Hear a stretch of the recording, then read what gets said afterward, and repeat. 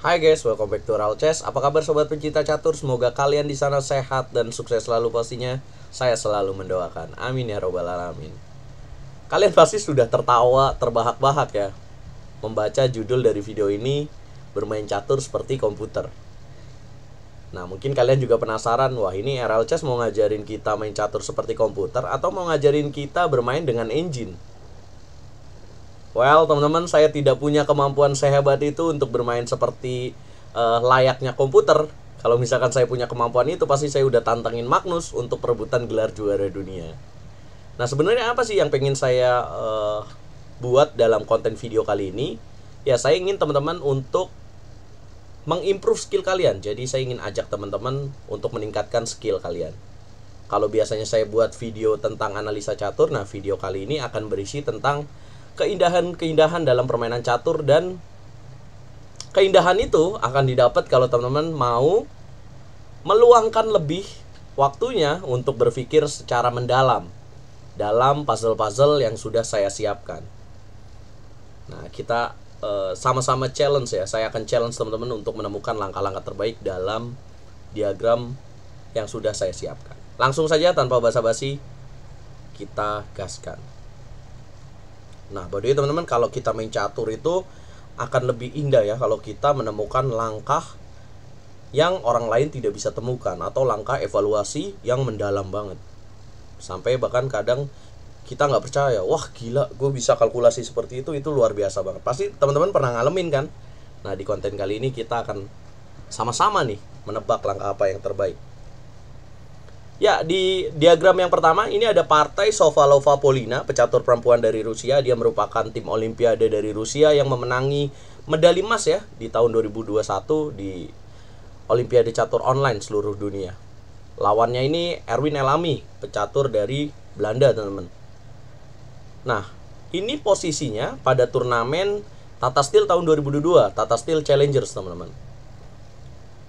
Kalau dihitung secara materi ya, putih kalah 2 pion nih. Karena putih memiliki 4 pion, sedangkan hitam 6 pion. Tapi kalau lihat dari posisi rajanya, raja dari Erwin Elami ini nggak nyaman ya teman-teman, karena rajanya berada di petak F6 ini. Dan benteng putih juga ada di 7 rank atau baris ke-7. Nah teman-teman, coba pause videonya dan tebak langkah terbaik untuk putih dalam diagram yang pertama ini. Jangan nyontek, dan please ya kalau kalian udah nyerah sih bisa konsultasi sama engine ya. Tapi saran saya sih teman-teman coba berupaya ya untuk menebak langkah terbaik ini.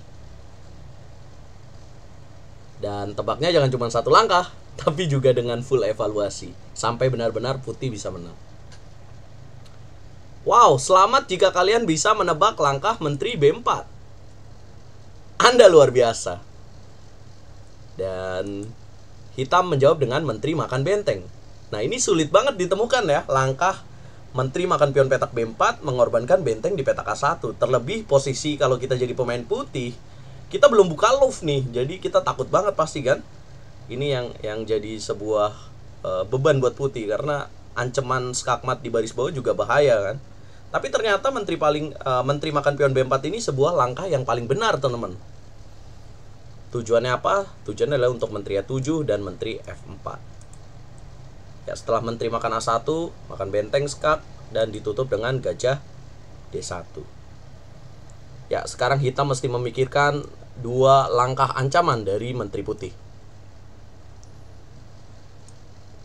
Ya, dia jawab apa? Di sini banyak jawaban ya, teman-teman. Mungkin teman-teman juga mikir, wah, gimana kalau misalkan dia jalan G5. Nah, tapi di sini yang saya pilih ya, di sini hitam menjalankan H6. Nah, apa sih yang akan terjadi jika hitam memilih langkah G5, teman-teman, untuk mencegah Menteri ke petak F4? Ya, maka putih akan melanjutkan dengan Menteri ke petak E7 skak. Raja F5, G4, Raja F4, Menteri D6 skak. Kemudian Raja, kenapa nggak tutup? Bisa aja sih tutup Menteri pakai Menteri E5, tapi akan ada benteng F7 skak, Raja E4, dan gajah C2 skakmat. Nah, makanya di sini Raja ke petak M4. Kemudian putih akan melanjutkan F3, Raja E3, dan skakmat Menteri D2. Oke, itu kalau jawabannya G5. Nah, gimana kalau misalkan hitam jawabannya benteng HE8, Bang? Oke, kita jalankan. Apabila hitam menjawab benteng HE8, kalian akan jalan apa, teman-teman? Baiknya sih kalian sudah menduga semua ya jawaban dari hitam untuk meningkatkan skill catur kalian. Ya, tepat sekali jika kalian memilih skak menteri F4. Ya, raja harus geser ke petak G6, putih menteri F7, raja G5. Ya, karena kalau raja H6 akan skakmat menteri H5. So, raja G5 dan putih dorong pion H4. Skak, raja makan pion H4 dan skakmat menteri H5. Kenapa nggak langsung aja skak menteri H5? Karena rajanya bisa ke petak F4, guys. Kalau kita langsung. Oke, itu kalau dia main dengan benteng HE8. Nah, jadi yang saya pilih adalah langkah H6, teman-teman. Nah, langkah lanjutannya untuk putih apa? Ya, tepat sekali jika kalian memilih menteri ke petak E7, skak. Karena kalau milih menteri F4 progresnya kurang bagus ya, teman-teman. Nah, sekali lagi ini berkat evaluasi yang mendalam. Hitam jalan raja G6, kemudian putih menteri E6. Ya, kenapa nggak raja F5? Semuanya harus kita jawab nih, supaya nggak jadi pertanyaan. Ya, apabila raja F5 maka menteri F7. Ya, apabila tutup menteri F6 maka menteri H5. Apabila menteri G5 maka akan menteri F3. Digocek terus menteri F4, gajah C2, raja G5 dan H4. Ya, jika dimakan skakmat benteng G7.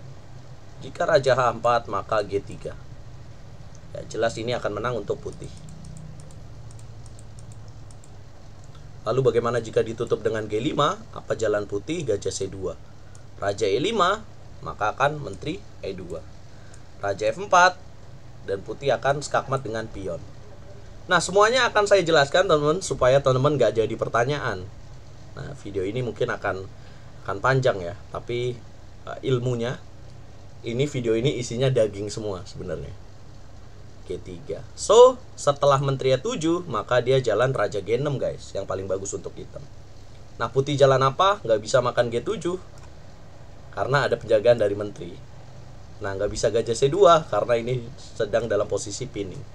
Ya, yang paling tepat adalah menteri makan pion E6, raja H7, menteri F5 skak nggak bisa ditutup, raja G8, menteri F7, raja H7.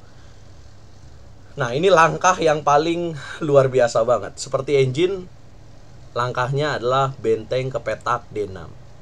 Tujuannya apa sih langkah benteng D6? Apa tujuannya menteri G6? Bukan. Ya, apa yang akan terjadi jika hitam memilih benteng H F8? Lihatkah kalian sesuatu yang akan terjadi kepada hitam dengan langkah benteng H F8? Ya, ada langkah benteng H6. Boom, gila. Wow, aduh, nih kalau saya dapat partai kayak gini sih, pasti ekspresinya langsung boom, luar biasa banget ya. Ya, dan dengan ancaman benteng D6, maka di sini hitam harus menjaga dengan menteri ke petak C1, teman-teman. Ya, kemudian langkah apa yang bisa dijalankan oleh putih? Tetap benteng H6, boom. Tidak bisa dimakan dengan pion, dan kalau dimakan dengan raja maka akan skakmat menteri H5. So, setelah menteri H6, bisakah kalian tebak langkah apa yang bagus untuk putih? Ya, tepat sekali, gajah ke petak C2, skak. Harus ditutup, dan menteri makan menteri, skak, raja G8, gajah B3, skak, raja F8, skakmat. Gila ya. Nah, coba jujur, kalian mampu tebak gak diagram ini, teman-teman?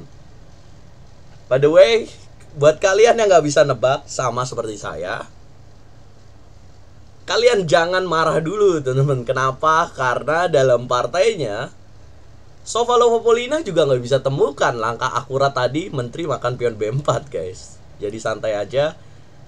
Tujuan dari video ini belajar, jadi kalian jangan misuh ya. Jangan marah, teman-teman.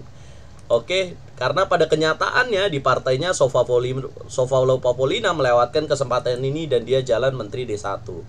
Yang pada ujungnya hitam terbebas dari serangan ini, dan akhirnya dengan kemenangan 2 pion dia memenangkan pertandingan, Erwin Elami. Posisinya memang ngeri tapi aman.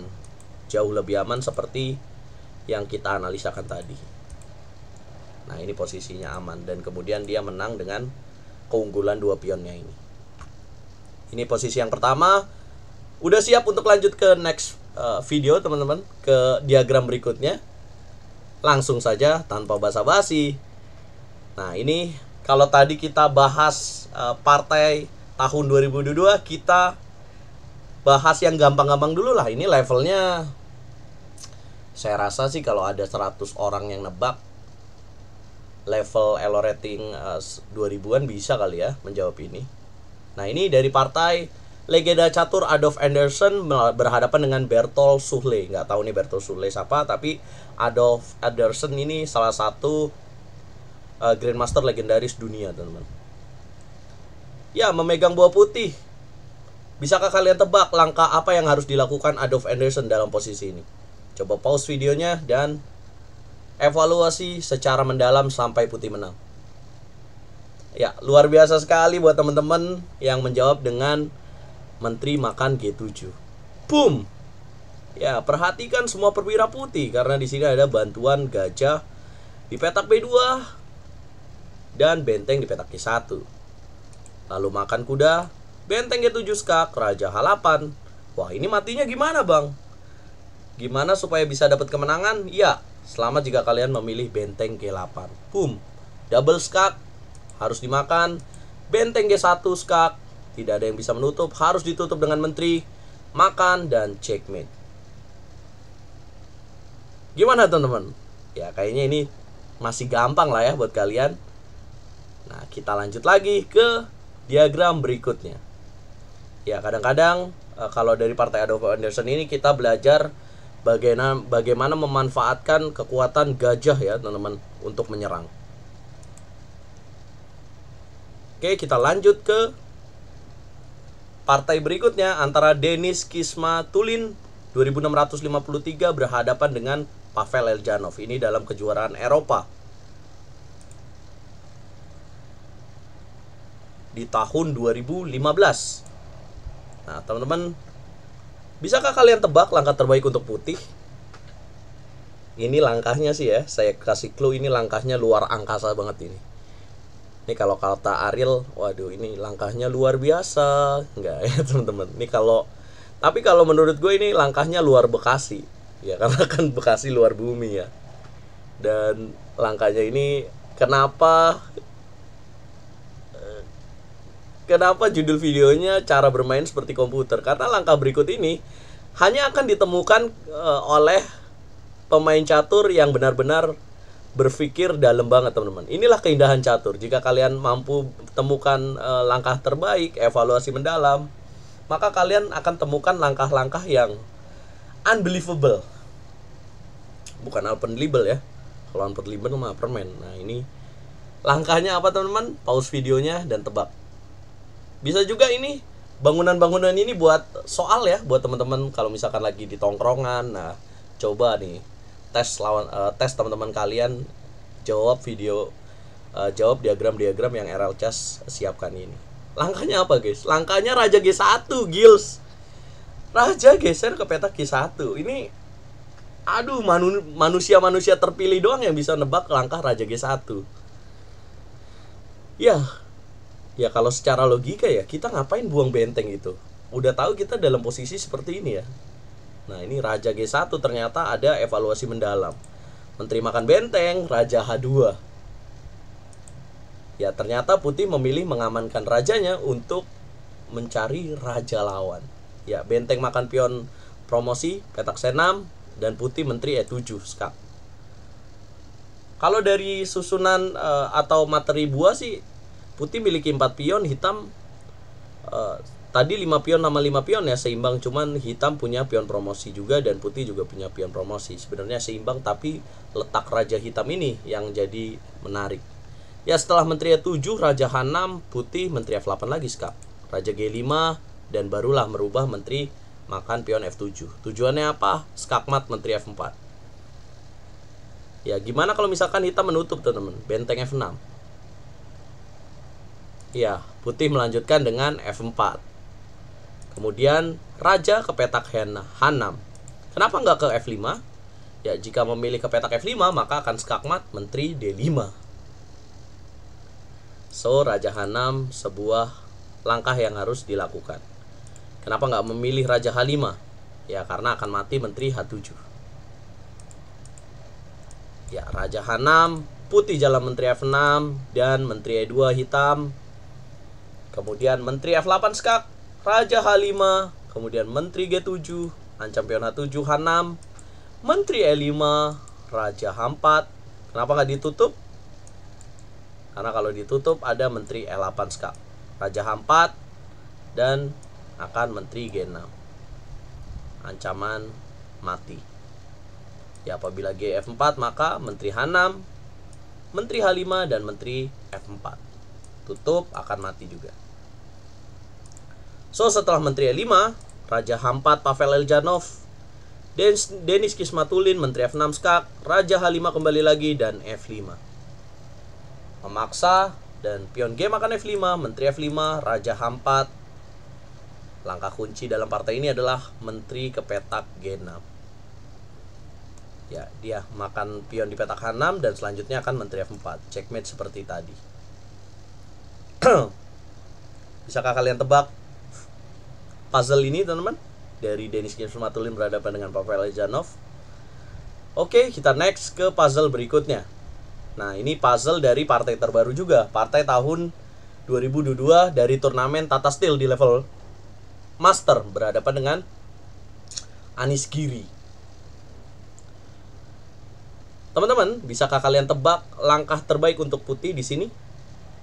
Pause lagi videonya, dan ya, selamat untuk kalian jika kalian menebak benteng makan kuda di petak F6. Boom. Kemudian pion G makan F6, menteri F2. Ya, coba menteri G3 dan coba mengambil pion di petak F6. Ya, hitam menjawab dengan menteri ke petak D1. Nah, bagaimana jika hitam memilih menteri C6? Ya, apa yang akan terjadi? Ya, maka di sini banyak pilihan dan salah satunya adalah dengan A4. Pilihan. Wah. A4 tujuannya untuk mengaktifkan gajah ke petak A3, teman-teman. Nah, tapi di sini ada langkah menarik apabila hitam menteri ke petak D1, guys. Maka putih akan memberikan gajah di petak D3, guys. Ya, gimana kalau misalkan menteri makan gajah di petak D3? Maka putih akan menteri H4. Ya, gajah B7. Ya, apa yang akan terjadi jika hitam memilih gajah C4? Maka di sini akan gajah H6. Gila ya. Maka di sini memilihnya gajah ke petak B7 untuk ambil pion E4 dan langsung dijawab dengan D5. Taktis. Ya, H5. Coba menyelamatkan raja hitamnya. Coba menyelamatkan raja, dan gajah H6 dilakukan oleh putih, Raja H7, dan kuda G3. Benteng G8. Kenapa nggak dimakan gajahnya? Karena kalau dimakan, skakmat akan menyusul ya, teman-teman. Nah, ini.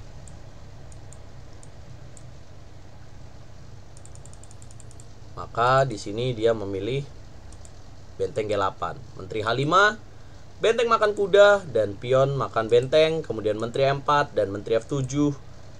Raja makan gajah dan benteng F1, hitam menyerah. Kenapa? Karena langkah lanjutannya benteng F6, teman-teman.